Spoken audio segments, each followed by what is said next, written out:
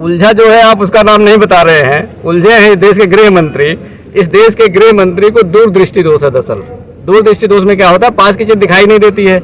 लेकिन अब चूंकि पढ़े लिखे ज्यादा है नहीं, तो उनको ये बात समझ में नहीं आती है कि हमें दूरदृष्टि दोष है, तो हमें पास की चीज दिखाई नहीं देती। इसीलिए जब कोई चीज देखनी हो तो दूरबीन से देखने का काम करते हैं। अब बताइए, अगर कोई सी खोपड़ी उल्टी चल रही हो तो हम क्या करें? छापा पड़ना था पुष्पराज जैन के यहाँ, छापा पड़वा दिया पीयूष जैन के यहाँ। अब आप मुझे बता दीजिए कि 200 करोड़ रुपए में 177 करोड़ रुपए आपने व्हाइट बता दिया। भारतीय जनता पार्टी का जो पीयूष जैन और फाइनेंसर है, इस चुनाव के लिए, लोकसभा विधानसभा चुनाव के लिए 200 करोड़ रुपए बाकायदे दीवार में रखे गए थे कि हम चुनाव के समय इसका दुरुपयोग करेंगे। लेकिन जब गलती से पकड़ लिए गए, आप मुझे बताइए मीडिया से खबर गायब कैसे होगी इतनी जल्दी? पीयूष जैन 177 करोड़ रुपए व्हाइट बता दिया गया है और 200 करोड़ रुपए पकड़ा गया था। अब ये बताइए, वो बता रहे हैं कि 32 करोड़ रुपए आपका टैक्स लगेगा और उसमें कुछ मिला करके करीब 52 करोड़ रुपए आपका पेनाल्टी मिला के जमा करना है। अब 52 करोड़ जमा करके 150 करोड़ रुपया भारतीय जनता पार्टी ने एक तरह से कमाई कर ली। अब उसका पूरा दुरुपयोग इसमें किया जाएगा। इसका एक जीता जाता मिसाल आपका ये है कि जो मोदी जी की रैली होती है, एक रैली का खर्चा 50 करोड़ रुपए आता है।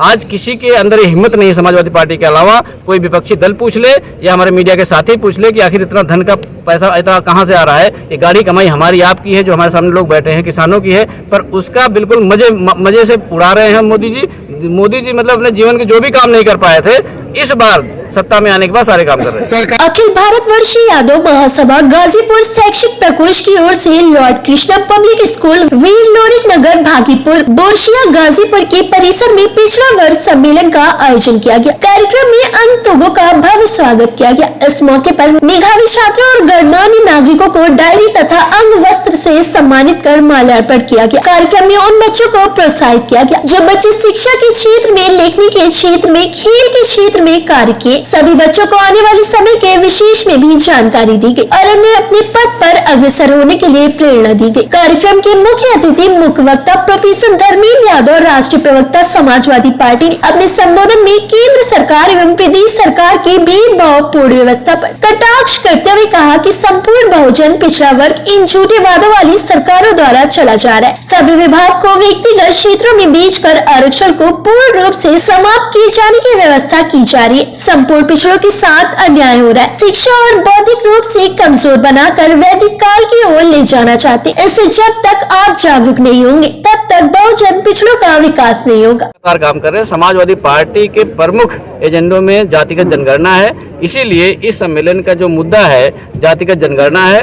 जातिगत जनगणना हो, मैं आपको एक विशेष बात बताना चाहता हूं कि जब तक जातिगत जनगणना नहीं होगी तब तक सही स्थिति साफ निकल के नहीं आएगी, और जब तक स्थिति साफ नहीं आएगी तब तक आप इनके लिए कोई योजना बनाने की बात कहिए, कोई सुविधा देने की बात कहिए, इनको मुख्य धारा में लाने की बात कहिए, या अंतोगत्वा जो हम राष्ट्र निर्माण की बात कहते हैं या देश को विश्वगुरु बनाने की बात करते हैं, तो देश को विश्वगुरु बनाना और देश राष्ट्र निर्माण का जो रास्ता है पिछड़ों से होकर गुजरता है। जो पिछड़ों के होकर गुजरता है तो उनकी मूलभूत सुविधाओं के बारे में हमें बात करनी होगी, उनकी एक्चुअल स्थिति के बारे में बात करनी होगी, उनकी जो सामाजिक स्थिति है, उनकी जो शैक्षणिक स्थिति है उस पर बात करनी होगी। इस सम्मेलन का मुख्य उद्देश्य आज ये था। कोरोना जो है पार्टी लेवल देख कर आती है, जाति देख कर आती है, या सबके पास आती है? देखिए, आपने बहुत अच्छा सवाल पूछा। ये देश जो है संविधान से चलता है, प्रदेश संविधान से चलता है और उसकी एक सरकार होती है। नीति बनाना सरकार का काम होता है, विपक्ष का काम होता है उसको सजग करना। अगर आज भारतीय जनता पार्टी की जो सरकार है उत्तर प्रदेश की, उसको कोविड गाइडलाइन जारी करना चाहिए, क्या नियम होने चाहिए, किस रैली में कितने लोग आने चाहिए, उसके बारे में क्लियर कट गाइडलाइन होनी चाहिए। उसका पालन हम लोग पूरी तरह से करने को तैयार है। चुनाव आयोग जिस तरह का गाइडलाइन देगा कोविड को लेकर के, समाजवादी पार्टी हर एक नियम को पूर्णतः पालन करेगी, अक्षर से पालन करेगी। ऐसे में जो मास्क लगाने की बात कही गई है, 2 गज जरूरी है, लगातार ये प्रोटोकॉल चल रहा है, क्या लगता है कि इसका लोग पालन कर रहे हैं या आपके पार्टी द्वारा इसका पालन किया जा रहा है? समाजवादी पार्टी ने अपने इंटरनल सर्कुलर में इस बात को हर जिलाध्यक्षों को आगाह कर दिया है। हर रैली में ये बात बताई जाती है कि जो हमारे कोविड अप्रोप्रिएट बिहेवियर है उसका हम पूर्णतः पालन करेंगे और लोगों से इस बात को और कहेंगे भी कि आप इसका पालन करिए। समाजवादी पार्टी एक संवेदनशील पार्टी है, जनता के लिए जवाबदेह है, लोगों के लिए जवाबदेह है। आपके जान की कीमत हम लोग समझते हैं। अगर हम लोग नहीं समझते तो कोविड में जिस तरह से भारतीय जनता पार्टी ने धर्म के नाम पर भी ऐसा काम कर दिया है कि यानी राम नाम की चादर तक हटाने का काम किया है, तो भारतीय जनता पार्टी नहीं है। समाजवादी पार्टी संवेदनशील पार्टी है, जनता के लिए जवाबदेह है। इसलिए जो जनता के लिए नुकसान वाली कोई बात होगी उसके लिए हमेशा जनता के साथ हम खड़े रहेंगे। और कोविड की रही बात, इसके लिए जो भी गाइडलाइन चुनाव आयोग की तरफ से जारी होगा या फिर उत्तर प्रदेश सरकार की तरफ से होगा, हम उसका पूर्णतः पालन करेंगे। लेकिन अभी जिस सम्मेलन में आप है उस सम्मेलन में कोई भी एक व्यक्ति जो है मास्क नहीं लगाया है। नहीं, देखिए, सम्मेलन में मास्क नहीं लगाया, मुझे नहीं जानकारी है। सम्मेलन में मास्क लगाना जरूरी है, इसके लिए जो इसके आयोजक महोदय हैं वहाँ पे सैनिटाइजर रखा हुआ था, मास्क रखा हुआ था। जो लोग आए थे हाथ सैनिटाइज करके उनको भेजा गया था।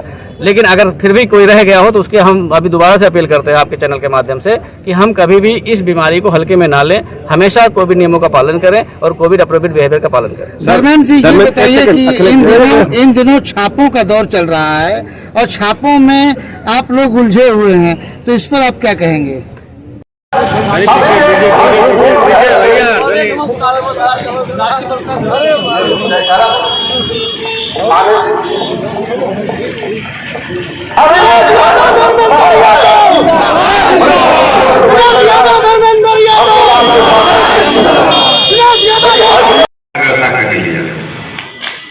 देखिए, हमारे विनोद यादव जी हैं जो प्रदेश के अध्यक्ष हैं, अखिल भारत यादव महासभा राजभवन हुआ है। फिलहाल इस खबर में बस इतना ही।